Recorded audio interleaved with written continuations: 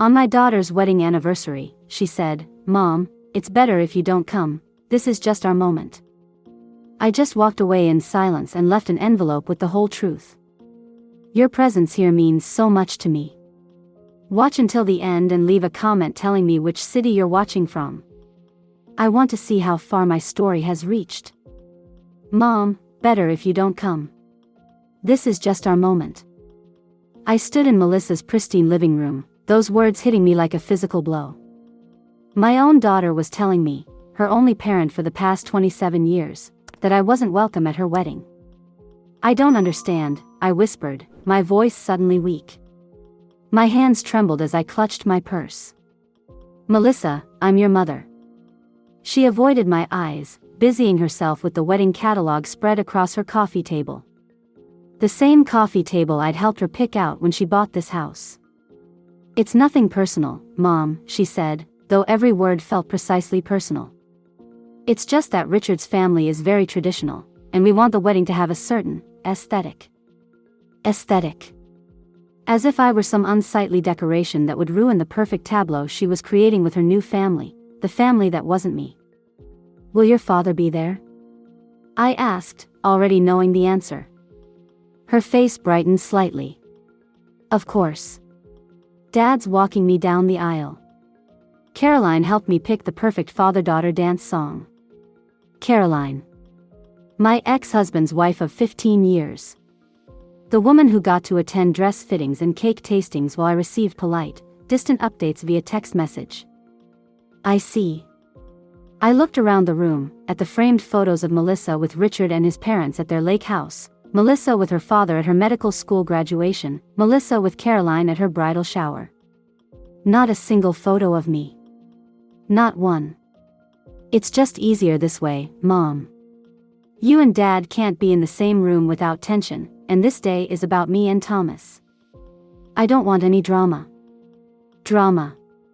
As if the woman who worked 3 jobs to put her through college, who sat through every late-night study session, who held her hair back when she was sick from the stress of medical school exams, was nothing but a source of drama.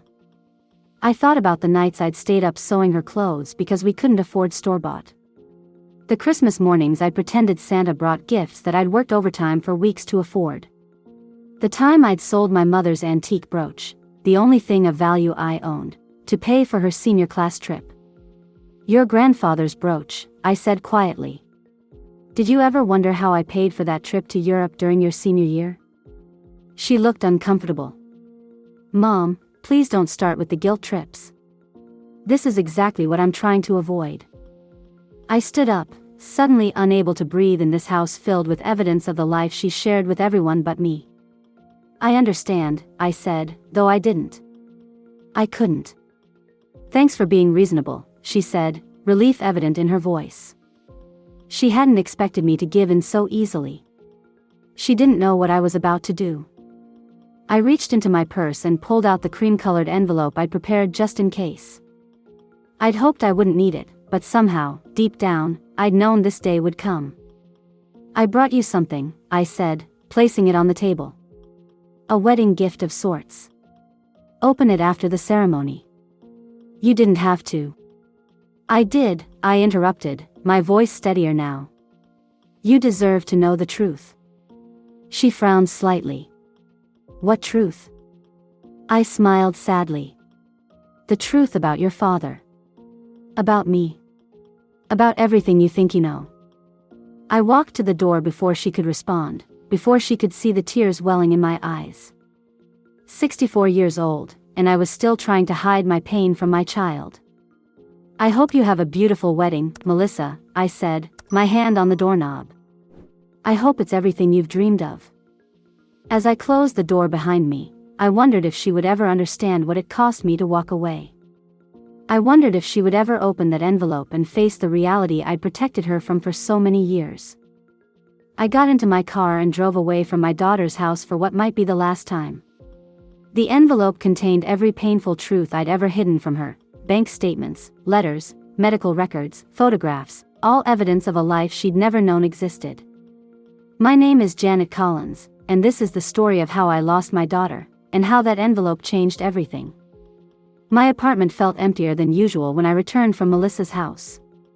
The walls seemed to close in, reminding me of how small my life had become. I downsized to this modest one-bedroom after selling our family home, the house where I'd raised Melissa, to pay for her medical school. She didn't know that, of course. Richard had convinced her it was because I was bad with money. I placed my keys on the kitchen counter and caught my reflection in the microwave door. I hardly recognized myself anymore. When had I become this faded version of myself?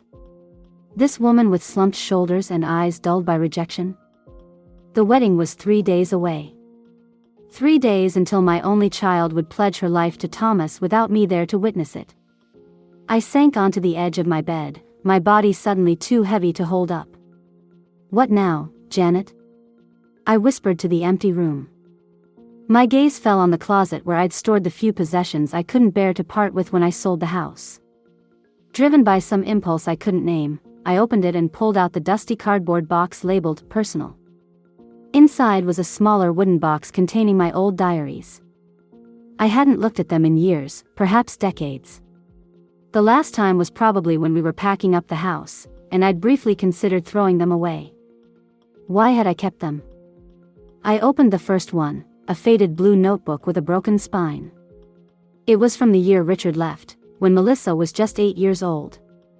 April 18, 1996, Richard took Melissa to the park today while I was at work. When they returned, she wouldn't look at me. Later, I overheard her on the phone with him after he'd gone. "I know, Daddy. Mom doesn't need to know.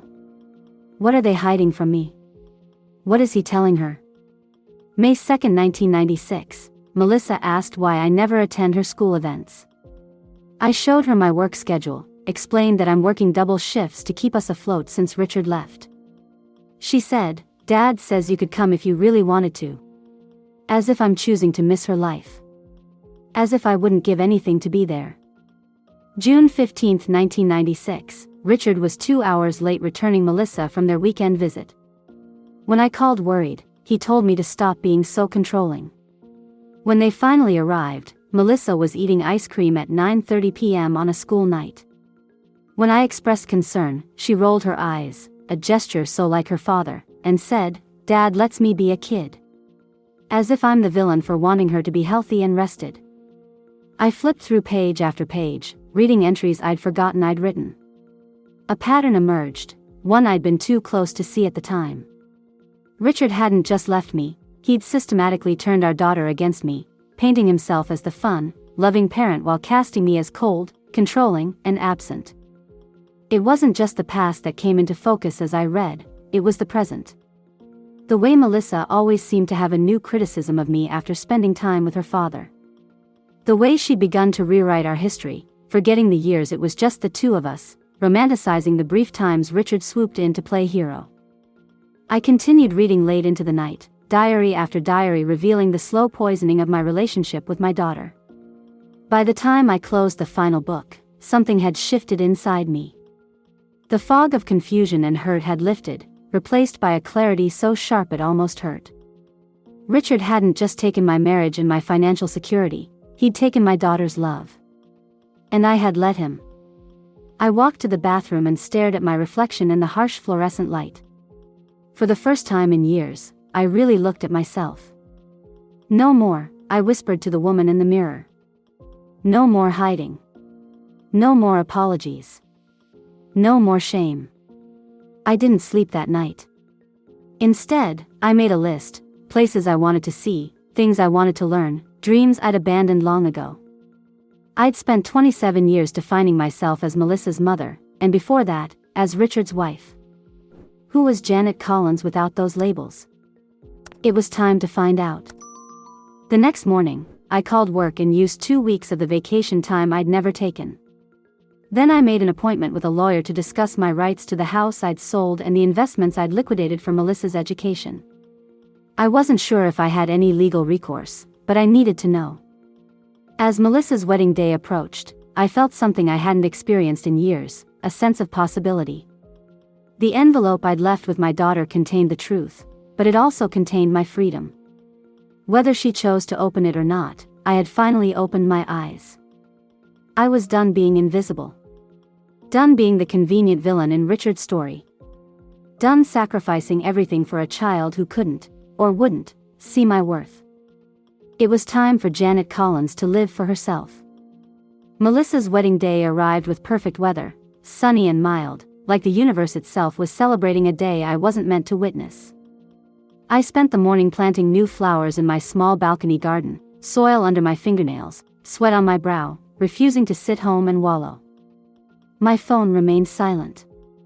No last-minute invitation. No daughter calling to say she'd changed her mind. No apology.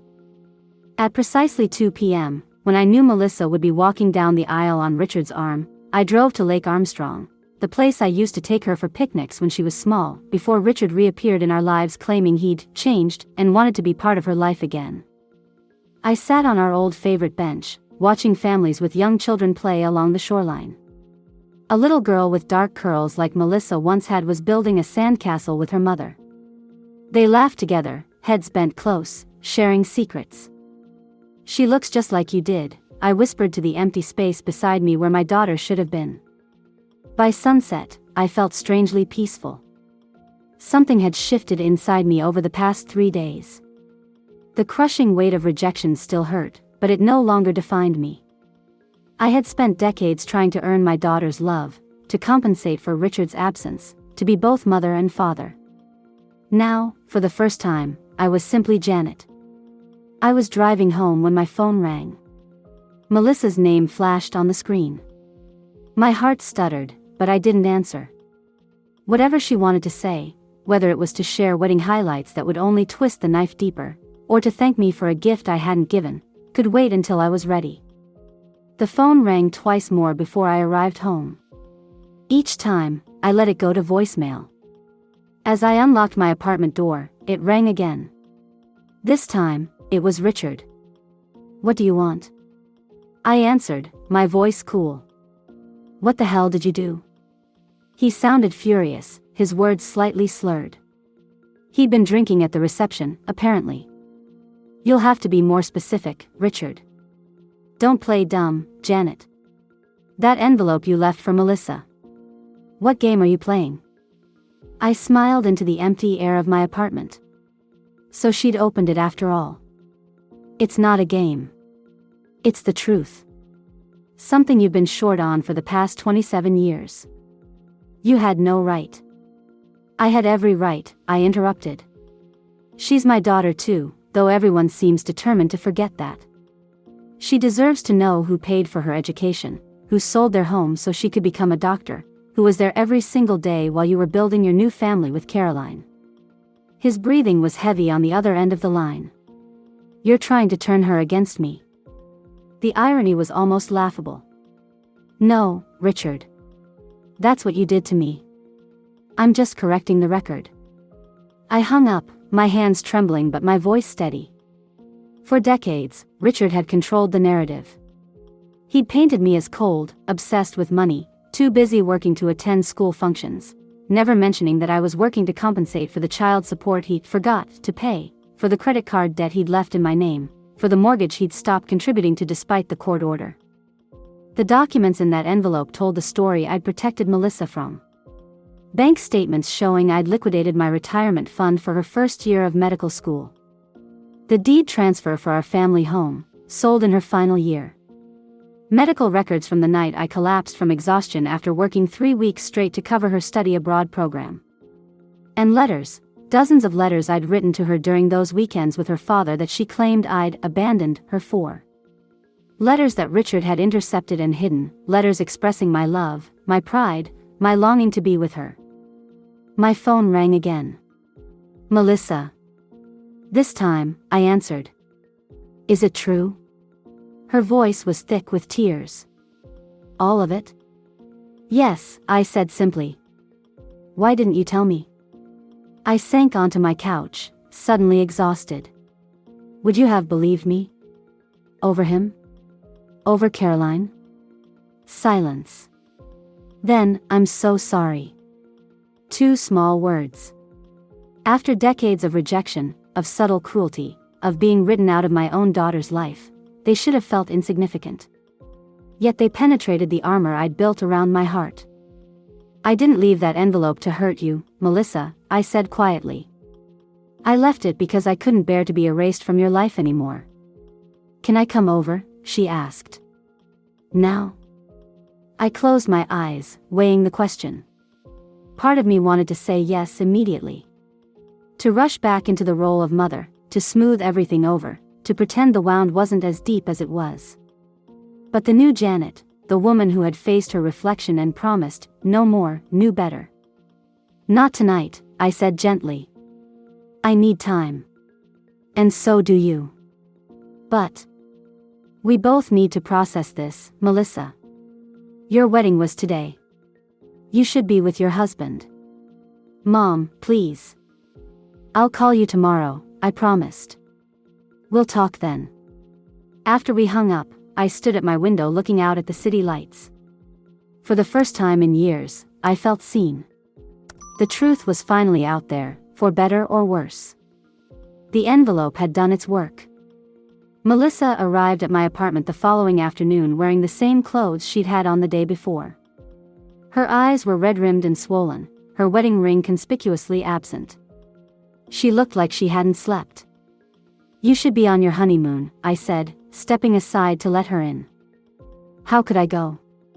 Her voice cracked. "After reading everything in that envelope? After realizing my entire life has been built on lies?"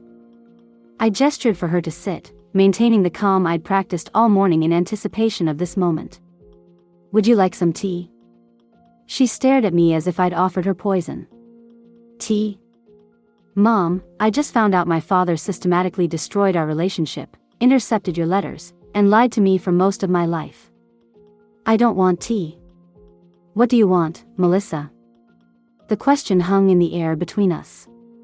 My small living room, so different from the spacious home where she'd grown up, suddenly felt claustrophobic. "I want to understand," she finally said. "I want to know why you never fought back. Why you let him paint you as the villain all these years." I sat across from her, hands folded in my lap. "Would you have believed me if I had?" Her silence was answer enough. "I tried, at first," I continued. "When you'd come home from weekends with him and Caroline telling me what a real family felt like, how they never made you eat vegetables or do homework. When you'd ask why I couldn't buy you the things they did." I reached for a framed photo on my side table, Melissa at her high school graduation, her smile bright, my arm around her shoulders. One of the few times she'd allowed me close to her in public during those years. But every time I tried to explain, you'd shut down. You'd accuse me of being jealous, of trying to turn you against your father. Eventually, I realized that fighting him would only drive you further away. "So you just gave up?" The accusation in her voice stung. "No," I said firmly. "I never gave up on you, Melissa. I just changed tactics. I decided that instead of fighting a battle I couldn't win, I'd simply be there. Consistently. Quietly. I'd provide everything you needed, even if you didn't see or appreciate it." She looked around my modest apartment, seeing it, really seeing it, for the first time. The mismatched furniture. The patched curtains. The absence of luxury. "The house," she whispered. "You really sold it for my education?" I nodded. "Your father told you I was downsizing because I was bad with money. The truth is, when he stopped paying your tuition after your second year, I had a choice to make. The house, or your dream of becoming a doctor." Tears spilled down her cheeks. "I confronted him last night. Him and Caroline. After the reception. I tensed involuntarily. And? They admitted everything. Well, not at first." She wiped her eyes with the back of her hand. "First, Dad tried to say you were exaggerating, that the documents were fake. But then I showed him the letters, the ones he hid from me. The ones where you explained why you couldn't come to my recital because you were working a double shift to pay for my dance lessons." Her voice broke. There were so many letters. Years of them. He kept them all in a box in his office. Like trophies. And Caroline? I asked, though I already knew the answer. Melissa's face hardened. She knew. All along. She admitted they worked together to protect me from your negative influence. Those were her exact words. The confirmation of what I'd suspected for years should have felt vindicating. Instead, it just felt sad. Two grown adults conspiring against a struggling single mother, using a child as their weapon. What now? I asked. What happens with your marriage? With Thomas? Melissa looked down at her bare ring finger. I don't know. He's furious, not with me, but with my father. They had a huge fight at the reception after I opened your envelope. Thomas wanted to leave immediately, to come find you. He said he always felt something was off about the way they talked about you, but he trusted me when I said you were difficult. Difficult. Such a polite way to describe the monster Richard had made me out to be. Thomas is at a hotel, she continued. He says we need to postpone the honeymoon, to deal with this first. He's right. I sighed, suddenly feeling every one of my 64 years. I didn't mean to ruin your wedding, Melissa. You didn't, she said firmly. They did. Years ago. She reached across the coffee table, her hand extended toward mine, a gesture of reconciliation.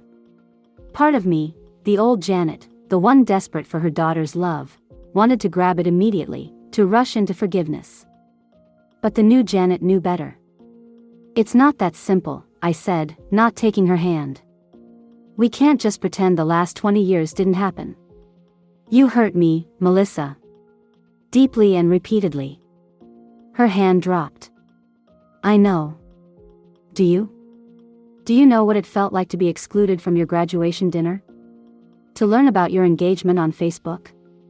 To be told I wasn't welcome at your wedding? Tears streamed down her face again. I'm sorry. I'm so sorry. I believe you, I said softly. But sorry isn't enough. We need to rebuild from the ground up. And that takes time.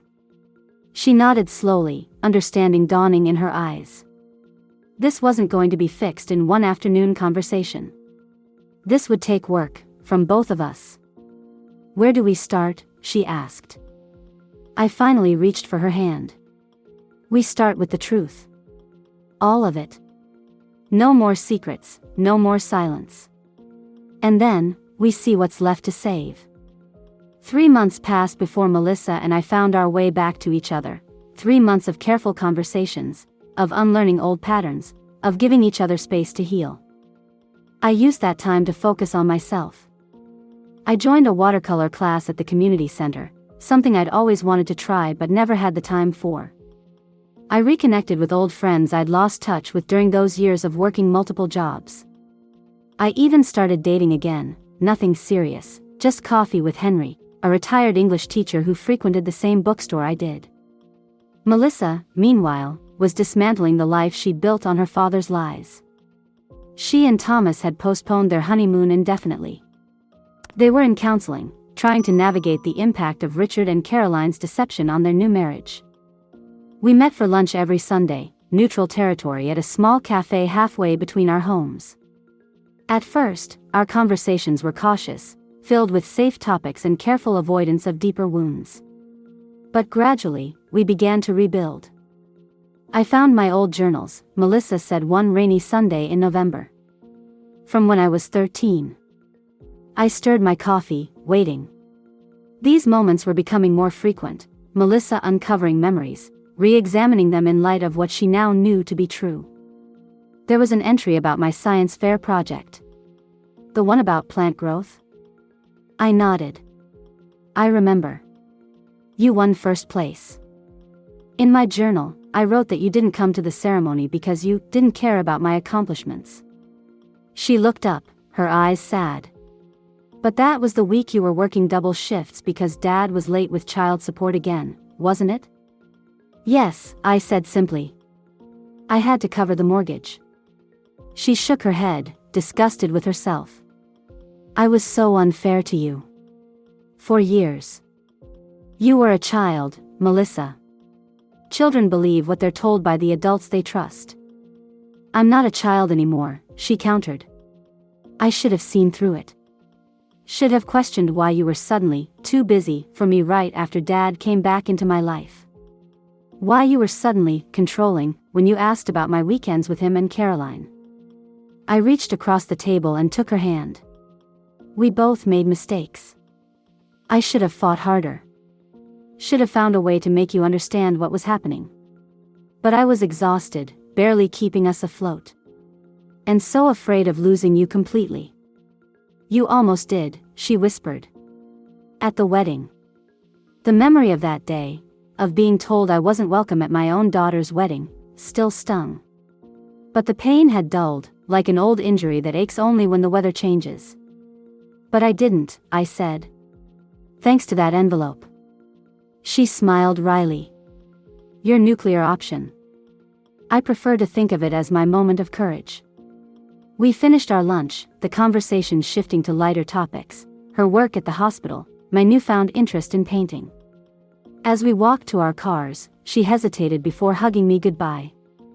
Thomas and I are hosting Thanksgiving dinner at our place, she said. We'd like you to come. The invitation hung in the air between us, weighted with significance. We both knew this wasn't just about a holiday meal. This was Melissa officially bringing me back into her life, not in the shadows, not as an obligation, but as her mother. As family. I'd like that, I said. Very much. We've invited some of Thomas's family, and a few friends from the hospital. No one from Dad's side, she added quickly. I haven't spoken to him or Caroline since the wedding. I nodded, unsurprised. Melissa had made her choice clear in the weeks following the revelation. She'd tried, once, to get Richard and Caroline to admit the full extent of their manipulation, to apologize for the damage they'd done. When they refused, casting me as the villain even in the face of irrefutable evidence, she cut them off completely. You don't have to choose between us, I had told her when she informed me of her decision. I'm not choosing between parents, she'd replied. I'm choosing between truth and lies. Between respect and manipulation. Now, watching her get into her car, I felt a surge of pride. Not because she had chosen me, though I would be lying if I said that didn't heal something broken inside me, but because she had chosen integrity. Had recognized the toxic patterns and refused to perpetuate them. As I drove home, I thought about the journey we'd been on these past months. The painful conversations, the tears, the slow rebuilding of trust. We weren't fully healed yet, might never be, completely. Some wounds leave scars. But we were finding our way back to each other, one honest conversation at a time. That night, I added a new entry to the list I'd started the night I found my old diaries. The list of things I wanted to do, places I wanted to see, dreams I wanted to pursue now that I was finally living for myself. But this time, besides some of the items, I added a small note, with Melissa. Not everything. I had learned the hard way not to make my daughter the center of my universe. But some things, a cooking class we'd both expressed interest in, a weekend trip to the coast, would be better shared. I fell asleep that night with a sense of peace I hadn't felt in decades. For the first time, I wasn't Janet the forgotten mother, or Janet the provider, or even Janet the victim of Richard's manipulation. I was simply Janet. Mother of Melissa. Student of watercolor. Friend of Henry. Author of my own story. 1 year after Melissa's wedding, the wedding I didn't attend, I stood on the deck of a small rental cottage overlooking Lake Armstrong, watching the sunset paint the water in shades of gold and pink.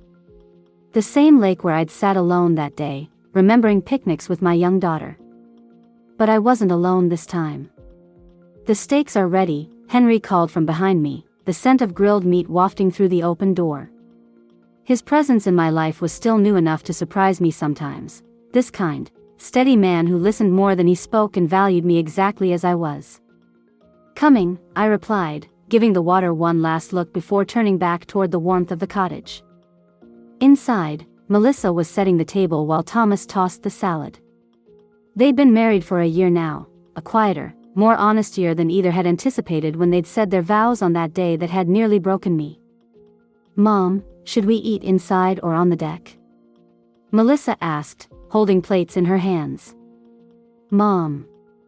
The word still felt like a gift each time she said it, without the subtle edge of resentment it had carried for so many years. The deck, I think. The sunset is beautiful tonight. We carried our meal outside, the four of us settling around the weathered wooden table. Thomas raised his glass in a toast. To family, he said, his eyes warm as they met mine. The real kind. We clinked glasses, and I felt a surge of gratitude so intense it nearly brought tears to my eyes. A year ago, I had stood in my empty apartment wondering if I would ever matter to my daughter again. Now, here we were, celebrating my 65th birthday together at the lake that held so many memories. I have something for you, Melissa said after we'd finished eating, pulling a small wrapped package from her bag. I unwrapped it carefully to find a leather-bound journal, the cover embossed with my initials. Open it, she urged. Inside, on the first page, was a letter in Melissa's handwriting. Mom. A year ago, you gave me the truth in an envelope. It was the hardest, most painful gift I've ever received, and the most necessary. It forced me to see what I had been blind to for so long, your sacrifice, your love, your unwavering presence even when I pushed you away. This journal is for your next chapter. For all the dreams you put on hold while raising me alone. For all the stories you have yet to tell.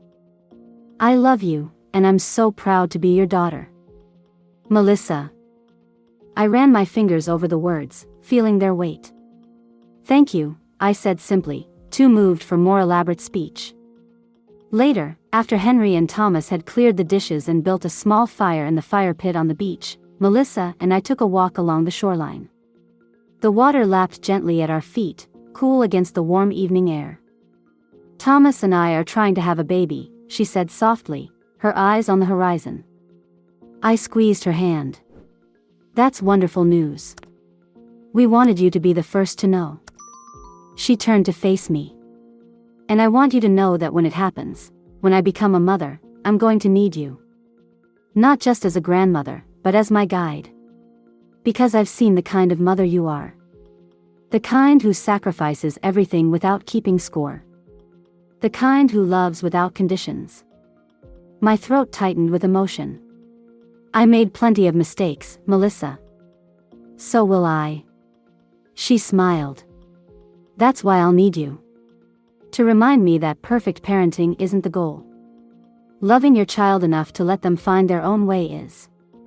We continued walking in comfortable silence, the setting sun casting long shadows across the sand. I thought about the woman I had been a year ago, broken, invisible, defined by what I had lost. And the woman I was now, whole, seen, defined by what I had reclaimed. I thought of Richard and Caroline, still together as far as I knew, but diminished by the loss of their power over Melissa. I didn't hate them anymore. Their deception had nearly cost me my daughter, yes, but in the end, it had led us here, to this honest, hard-won relationship built on truth instead of manipulation. And I thought of the envelope, that final, desperate act of a mother who refused to be erased. I had left it with Melissa hoping she would finally see the truth, but uncertain if it would change anything. I couldn't have imagined then what it would set in motion. Back at the cottage, we gathered around the fire pit, sharing stories and laughter under a sky full of stars. Henry's hand found mine in the darkness, his quiet presence a reminder that it's never too late to open yourself to new possibilities. Make a wish, Melissa said as a shooting star streaked across the night sky. I closed my eyes, but for the first time in decades, I couldn't think of anything to wish for. Everything I needed was already here. Later that night, as Henry slept beside me and the sounds of the lake drifted through the open window, I opened the journal Melissa had given me. The blank pages seemed to hold infinite possibility. On the first page, beneath Melissa's letter, I began to write. My name is Janet Collins. For most of my life, I defined myself by what I gave to others, as a wife, as a mother, as a provider. I measured my worth by my usefulness, my value by my sacrifices. But at 65, I finally understand that I am more than what I give. I am also what I dream, what I create, what I love simply because it brings me joy. This is my story. Not the one that was written for me by others, but the one I am writing for myself. It begins now. I closed the journal, feeling the weight of the year that had passed, the pain, the healing, the rediscovery of myself. The envelope had been my act of courage, my refusal to remain invisible. But this journal, these blank pages waiting to be filled, this was my reclamation. What comes next would be entirely my choice.